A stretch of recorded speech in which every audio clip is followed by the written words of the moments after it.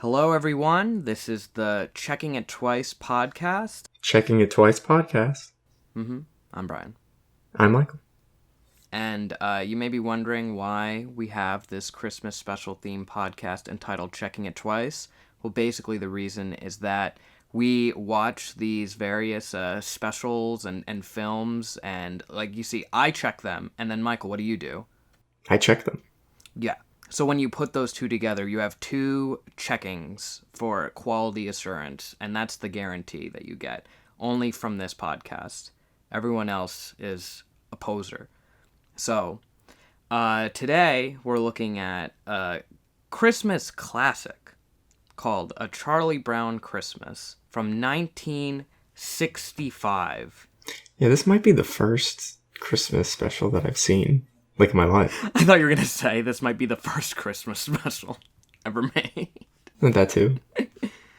Might as well be. Look, December 9th, 1965, to be precise. A real fundamental oldster. And I know I watched it. There's a very unique circumstance behind my watching of it this year that I'll get into. Really? I think it's very exciting. But, Michael, I also know that you texted me and you said that you had thoughts about this. So I feel like we both have, like, really, like, hot, detailed takes. So I'm super excited to talk Charlie Brown Christmas. I don't know how hot my take will end up being, but it's just like, this is the first year that I've, like, because I've watched this as a kid. Like, right, I've watched it dozens of times every year or so. No, but this is the first time that I sat down and watched it, like, critically. That I wasn't just like, it's a Christmas special. Like, I was like, okay, let's like think about, like, the decisions and stuff here. So it led to, like, quite a different experience just watching it and thinking, oh, this, cool. So I'm excited to talk about it. Oh my gosh, well, so am I. I think it's very important to note right off the bat that this is the first time that the characters from the comics, this is the first time Peanuts was, like, adapted into, like, the visual medium of film. As if comics are not a visual. Yeah, I realized it as I was saying it. The visual medium of film. If you let me finish my sentence. But well, it wouldn't have been as funny if I let you finish your sentence. That's true. The visual and auditory medium combined. I don't think your comics. Yeah, are dare I say, to comics are, like, the most visual medium ever. That's true, but they don't talk. At least they don't talk to me. Maybe they talk to you. I think there's a specialist you could see about that. Some comics have spoken to me. Well, that's nice to hear. But that's completely irrelevant to today's subject. So a lot was established from the style of this that I think we kind of take for granted when we watch, because there was just there was no precedent set for how you do. Like, do you actually have real kid actors? And, like, that's what they do here. And they read these complex lines, and they sound like they don't really know what they're talking about some of the time, but that's, like, what the charm really is. Like, when Sally does the, like, all I want is what's coming to me, all I want is my fair share. Like, she's, like, so clearly stuttering through it, and I think that's really Yeah, like, I noticed that too. I thought it was, like, I was kind of cute. It was like, oh, like, this is a kid. You can totally picture them in the booth and them being like, all right, come on. Like, they, like, cobble it together and they're like, that's the best we're going to get from her. Yeah, okay. That's good. Yeah, I mean, and also they were like, this isn't like a 22-minute, like, precise, they're like, oh, okay. We can afford some of the longer takes. But I think also it, like, kind of, like, highlights the big discordance between the kid characters and the really, like, philosophical complex lines that, like, Peanuts is known for. And I think that, like, inconsistency, that intentional inconsistency wouldn't be underlined as much if you had, like, an adult voice doing it. It's really, like, kind of it speaks to you in a very interesting way. Yeah, I completely agree with that. Yeah.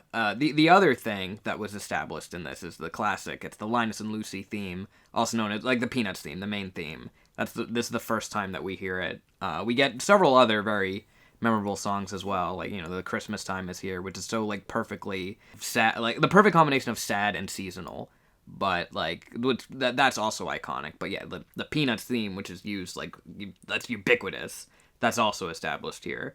So very historical. But the thing that I want to talk about And I'll make sure that we try to balance throughout this, because what we always do on Checking It Twice, we want to make sure we analyze it as a Christmas special, but also it on its own terms. So that's why we kind of want to get into a little bit of the historical purpose within like the Peanuts canon and it as its own thing, but also what it says about Christmas. And I think there's a lot to say on both fronts. But what I did, and I've never done this before, I watched a print that I found online of the original 1965 airing of the special. Oh. So that is how I viewed it for this podcast. And I don't know, do you know anything about, like, the differences? I didn't know. I did not know that there was any differences. The way I watched it was just simply a television recording from last year. So... Oh, well, that's good, because I was maybe going to, because I got a free trial of what is Apple TV or Apple Plus or whatever they're called. Apple TV Plus. Apple TV Plus, great, what a mouthful.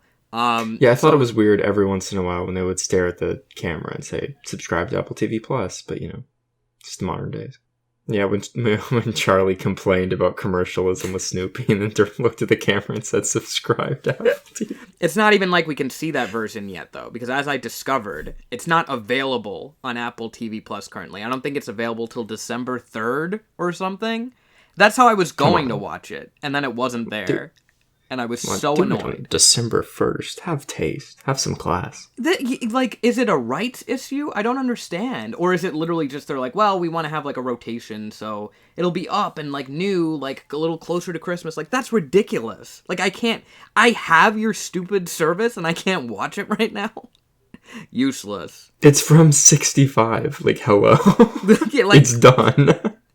What is the issue? But I honestly, I'm glad that Apple dropped the ball on this one, because I really enjoyed watching the original print. Because so here's the thing, Michael. I'll describe the difference. Okay, yeah, describe it for me and the audience at home.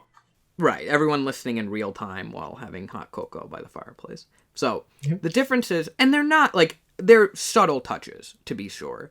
It's mainly just like you'll have like some sound effects aren't there that are added in later parts. Oh, weird. Or like they want to like flesh out certain parts more. Like the part when like Lucy like is like, oh no, like Snoopy licked her and like she runs away and it like zooms in on Snoopy and he goes, eh. He doesn't go in the original version. He just like sticks his tongue out. That sounds weird, honestly. Well, like it sounds like it'd be like a dream state version of watching special. But here's the thing, I kind of really liked it. Yeah, I mean, like you're making me want to go out and watch it. It helped accentuate the deadpan nature of, because that's also what's so good about the kids reading these lines about how like they're depressed. Well, like, I mean, look, this special, I think this might start with the best first line of any like Christmas special, with the whole thing of like, I think there must be something wrong with me line is, Christmas is coming, but I'm not happy. I don't feel the way I'm supposed to feel. Like, it's such a good, like, just so like sad, like right out the gate. They're not even trying to like bury the lead at all. It's just like, yeah, this is about being sad during the holidays. And it's like, what? But anyway, back to like the differences. There's like the missing sound effects or like different timing or like stuff like that. But there's also like a little bit more advertising built into it, specifically at the beginning and at the end. And for now, I'll just mention what they have at the first part. You know how like Snoopy like throws, like gets the blanket and goes and like throws Charlie Brown and gives you the title card. Yes. Yeah. So he also throws Linus, but we never see where he throws Linus in like the current version. Oh, but you used to. You used to, Michael. Oh my goodness. And you know what? Where'd he go? You know where Linus went? Yeah, I was going to say into a commercial break. Michael, you're not far off. Because Snoopy threw Linus into a sign that says, brought to you by the people in your town who bottle Coca-Cola. I'm going to look at this like immediately after we stop recording. It is crazy. I remember reading about like the rumored because I don't think a print of this was found until relatively recently. I remember reading about that, but I also remembered reading that the part when they like like try to hit like the can off of the fence, that was a Coca-Cola can. It was not. It must have been Mandela effect, people remembering the Coca-Cola attachment and misattributing it. So I can debunk that rumor live on the air. Yeah, you're getting rumors debunked here on Checking It Twice. We are telling you the cold hard truth. But speaking of the cold hard truth, Michael, you told me before we start, we didn't share any real feelings about this special with each other before hitting record, but you did tell me that you had a take. There was something that you wanted to say that you thought would really upset animation fans, and I'm dying to know what. I feel like what I'm about to say is going to get me like blacklisted from the animation community. Okay. And I'm not saying this out of a place of hatred. Okay. Or out of trying to call it cringe. So I just want that to be stated before I say this sentence. Mm-hmm. It's Charlie Brown's Christmas sort of felt like a TikTok compilation, because at the very hear me out. Okay, so at the very beginning, everything just sort of like happens. Like Lucy and Linus are talking, and then just cut to the next scene, and she's like throwing a snowball at a can that wasn't there, which like I assume that like a little bit of time has passed. It's almost as if like there are a bunch of various one-off comics that were stitched together. Michael, sort of how it feels. It is so funny that you say that, because I never thought this before, but on this viewing, I was thinking, I didn't think a TikTok compilation, but I did think, oh, this feels like, little comic strips put together. Like when you have Lucy and Schroeder's little part. Yeah, like I didn't... This was the viewing that when I started thinking critically, I was like, how did we get here? Yeah, 100%. You take all these scenes for granted. You're like, oh, I remember all these parts, but like the transitions between them, like sometimes don't really exist. Like it just takes you from scene to scene, and it totally. I think that's a big part of like, well, we're adapting a comic strip, so it's like, okay, we'll just like cut over here and show and show this scene. Or like there'll be a lot of lines that I feel like were punchlines of strips. Like when it goes like every year it's always the same. I'm always the shepherd. Like you can see that being just like that's a self-contained gag, and that would be it. But it's like put into here. Poor Shermie. Like honestly, if anything, it makes the special and the background characters just feel that much more alive. It's like they have their own lives going on. We're not really paying attention to them right now, but they're doing their thing in the background. Like, maybe next time you watch the special, you can see them doing something else. There's so many timeless lines throughout this of, like, I know nobody likes me, why do we have to have a holiday season to emphasize it? Or, like, right after when he goes up to Violet, like, thanking her for the Christmas card, and then she just smugly says back, I didn't send you a Christmas card, Charlie Brown. Like, when I was a kid, I thought Lucy was, like, the worst. I was like, she's so mean. She's, like... so annoying. All she is mean. And this time I was watching it, I was like, actually, she's like, a lot of the time she's not that mean. Like, she's trying to get him some help. Like, sure, she's charging him for it, but like, I don't know. Yeah. Like, Violet is like, kind of more mean than Lucy was. Lucy's honestly like if I had to hang out with any character, Lucy's the one I'd most want to like vibe with. Like in the middle when she was like, Beethoven's not cool. He's not on a bubblegum card. I was like, that's funny. I want to hang out with Lucy. Because wouldn't you think, like, Charlie Brown, like, he's chill with Linus. Like, Linus seems to always be, like, willing to talk to him. Wouldn't you think Linus would be the one that would bring him into the Christmas play? He's not. Linus just says, like, Linus, surprisingly, at the beginning of this, is like, you found a way to make this holiday. He's like, dude, you're dragging my vibe down. Like, I'm going to go do something else. I'm going to go to the Christmas play that I'm not going to tell you about. Yeah, he's like, I'm out. But Lucy comes up to him, and she's the one that brings him into it. And, like as they say on TV, the mere fact that you realize you need help means you aren't too far gone. Like she does look. It's good help. It's good help. Yeah, it's worth the money, I think. And she tries. Like, I mean, even when she says that she got the director for and it's a good role. It's the director of the play. Like that's some respect. She's the one who's like, yeah, I got him, and then everyone else goes, oh, Oh, no. Oh. Yeah, like, I don't know why as a kid I was like, Lucy's the mean one. Like, oh. Look, I mean, she gets upset when a dog licks her face. That it's not her dog. Who doesn't? Who doesn't? That's understandable. And she also gets upset. She could be allergic. I don't know. She could be allergic, and she also gets upset when she's not like called beautiful. She doesn't even get like a pity compliment or anything, and she calls him out for it. You didn't say I'm beautiful right away. I know when I've been insulted. I know when I've been insulted. That is so funny. That feels so like hyper specific. That's definitely something that happened to like Charles Soules in real life. Like a girl told him that. He was like, I'm writing this in my comic. Oh dear. But like it kind of builds to with Lucy, like she has an awareness. Like it's not like Charlie Brown, because Charlie Brown's whole thing is it's like, oh, I hate that Christmas has become too commercial. You would think Lucy would then be like as like sort of the like antagonist in a sense of the special, that she'd be the one that's like, oh well, I love embracing it being like I don't even have awareness that it is a commercial. It's just that's what it is to me. But she says, look, let's face it, we all know that Christmas is a big commercial racket. It's run by a big Eastern syndicate, you know. So she just is kind of like the real antagonist of the special is society. Is what I'm trying to say. The real antagonist is commercialism. Yes. Yes. Put that on the poster. It is. It literally, it is the commercialism. And it weighs everyone down, and that Lucy feels like she has to be beholden to it, even though she doesn't agree with it. She doesn't even agree with it, but that's what society dictates. So that's what they go along with. That's what society dictates. Also, everyone, thanks for listening to Checking It Twice, brought to you by the people that put together your nice Coca-Cola cans. No, Michael, this is one podcast that isn't going to be commercial.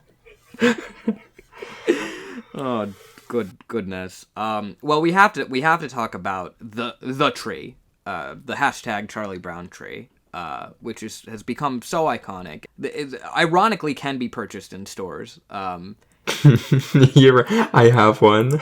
You have one, yeah. Is it an aluminum Charlie Brown tree? I haven't actually used it in a few years. It was in the basement. We were going through Christmas decorations today. I can go look at. I wouldn't think it was, because, and this is something I looked up, aluminum trees, they were really all the rage back in the day. You know, like, and when I say back in the day, I mean in the 60s when this special was made. Yeah, I believe that the tree that I have is just a straight up plastic one. Right, exactly. Because, as it turns out, it didn't even take like 2 years after this special for them to not be regularly produced anymore. Is it because of this special, like owning them in an epic diss track? Maybe. I think that's what happened. And look, I can attest to this because I did with the show that I work on in Adam and Sandy, when we did an homage to Charlie Brown Christmas, and I had a thing about an aluminum tree. I remember Adam was like, "That sounds so stupid. That doesn't exist. Like, what are you talking about?" I was like, "No, those were real things. Like, no one knows what that is. Charlie Brown erased them. They're destroyed." That's the power of this special. I never knew that. I never knew that they were real. I just thought that this was like let's go like super over exaggerating on like how wacky and weird like commercialism is. That's kind of what I thought growing up. Yeah, it's like that's not real. Who would get an aluminum tree? Yeah, well, people did, and then they stopped. They were like, even Charlie Brown himself didn't want one. Yeah. If we can sell one to Charlie Brown, who can we sell these to? Exactly, Michael. Exactly. So the thing for me that I think this really comes down to, that like is like the apex of how it stands out, is the iconic Linus speech, of course. Because the Linus speech, it's something that it kind of blows my mind that it's not only in this, but that it's still in it. Like, I would feel like this would be the thing that would maybe get, like, taken out or, like, toned down or changed in some way. You know, like, did it surprise you? Did it ever strike you, I don't know, when you're younger or maybe now, that's like, in there?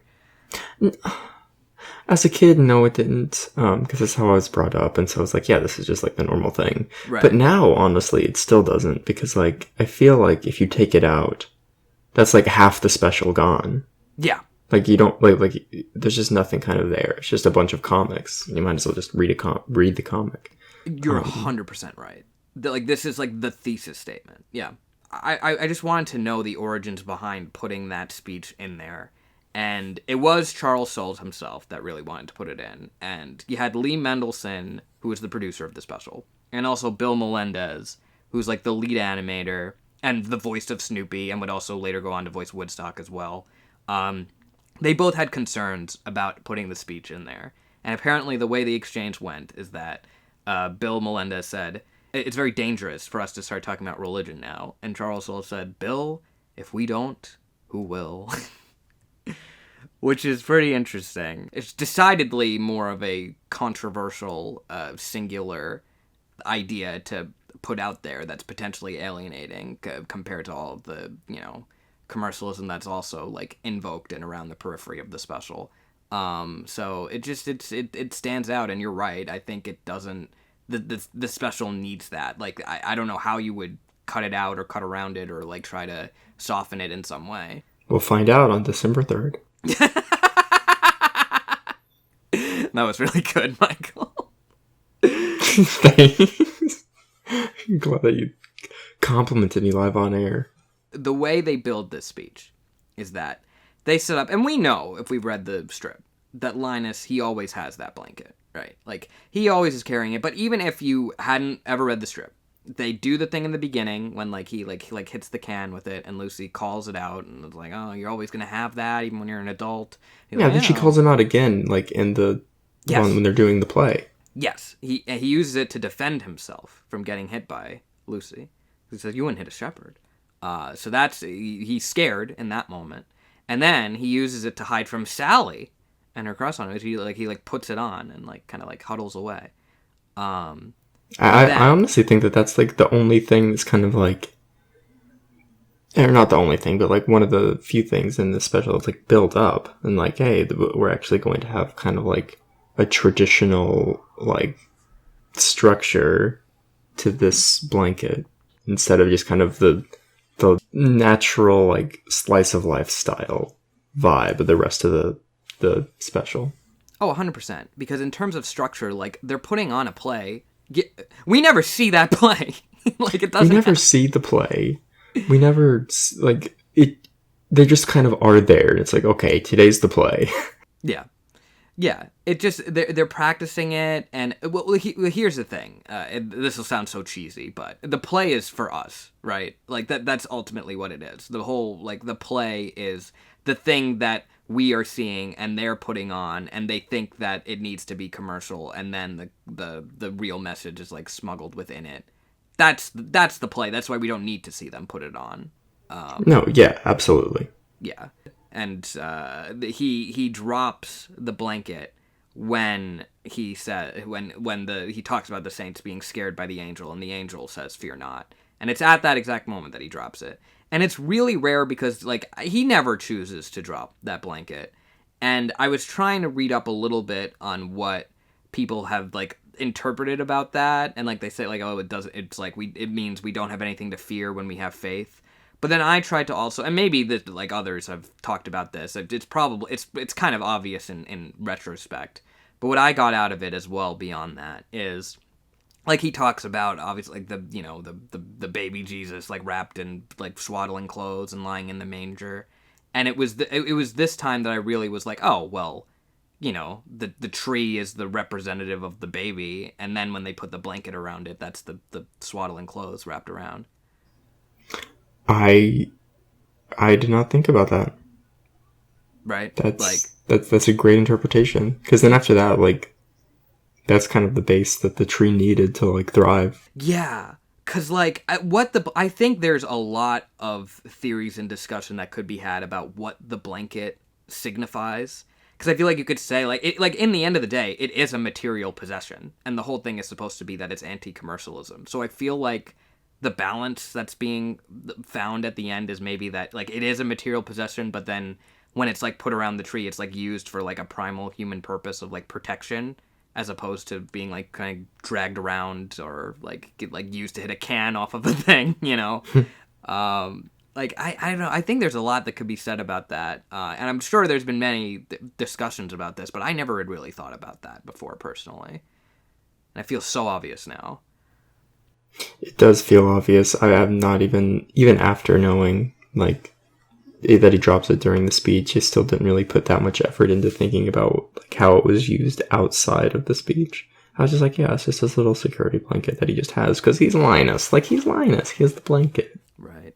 Well, the other great irony on top of this is I mentioned how it's bookended by the Coca-Cola ads because they have the thing at the beginning, but then at the end, I think this is the one that's like kind of results in an egregious later product because they're singing the "Hark the Herald Angels Sing, Glory to the Newborn King," that whole song, and when you watch it now, it like kind of fades out like in the middle of them singing. They don't finish like at all. Like it just has to fade them out. Yeah, like as they're singing, the credits like are playing, and then it just stops before they finish the song.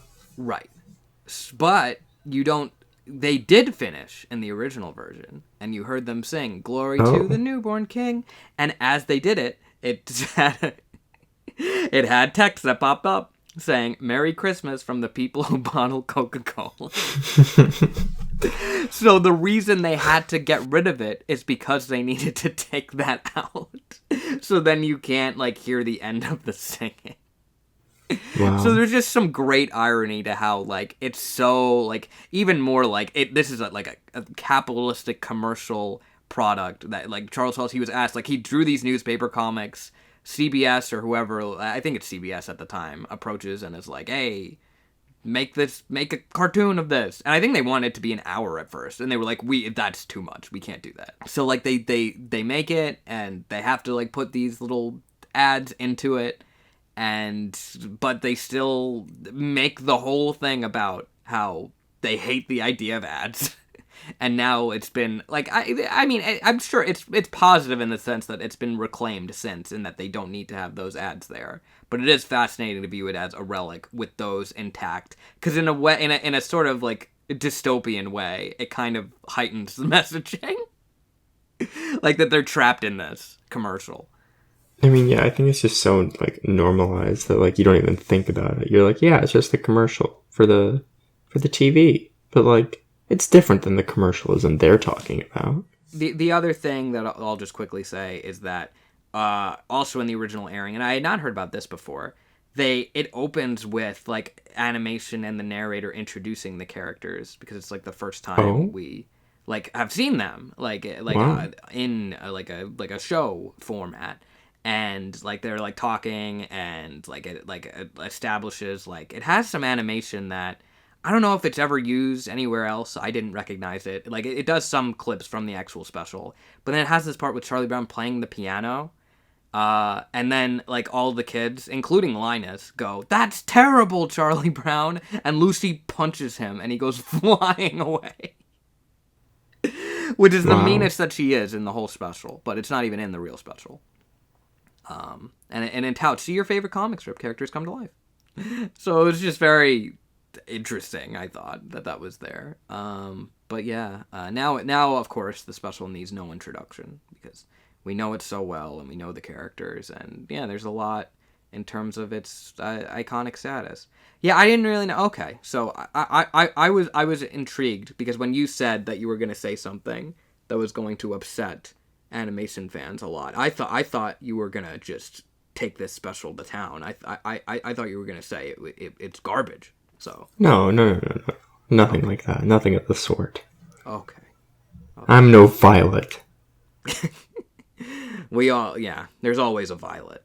There's always a Violet. If you want to listen to Violet's podcast about the special, then you know Violet's. You know what Violet's podcast about the special is? It's just a 20 minutes of sponsored content. Yeah. That's it. And then at the end, she goes, "It's bad." She's just upset that her favorite part of the special was cut out. Yeah, that Coca-Cola ad. That's what I wanted to come back to every year. Oh my gosh. All right. Well, any other final thoughts on A Charlie Brown Christmas, 1965, with a budget of $96,000? I want to hang out with Lucy. She seems pretty cool and funny. She is not only cool, but also really funny.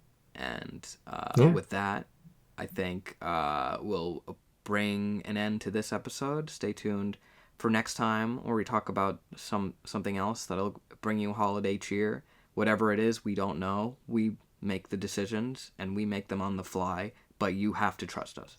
The next episode is like a Christmas present. You don't open it until later.